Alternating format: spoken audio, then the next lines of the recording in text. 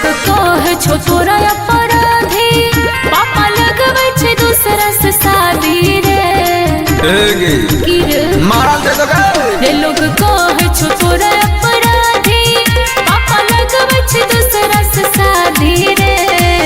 कितना दिन बचलो बोले अब तोरा दिल में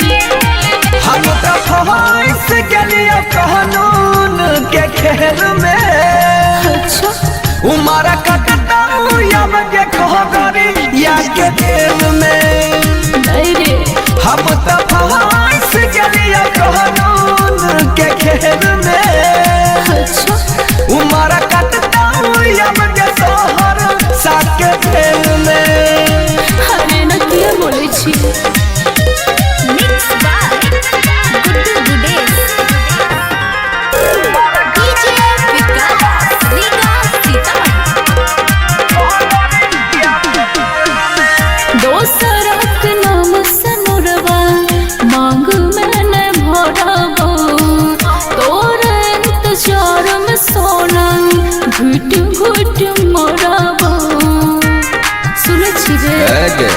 अपन दुनिया अलग बनाइले ससुरारी में बस के जज दिल कहूँ धारा लगाई जान गे 310 के तोरा खातिर दुख झेल के हम तो फवाइस गलिया कानून के खेल में उमारा कटता अब मधेपुरा के खेल में हम तो फवाइस गलिया कानून के खेल में उमारा कटता अब या के खेल में अरे नहीं रे सुना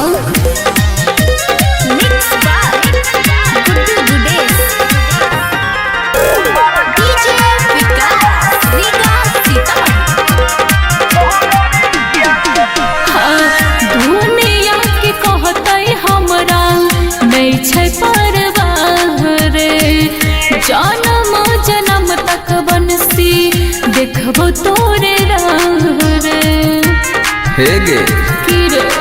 बात माने हमारा तू पगली नहीं जिद करेगे हमारा छूट के नहीं तनियो साउमीद करेगे करते भगवान मदद मानस के मेल में हम तो फवाइस गलिया कानून के खेल में उमारा कटता बेगूसहारा बाबा जेल में हम तो फवाइस गलिया कानून के खेल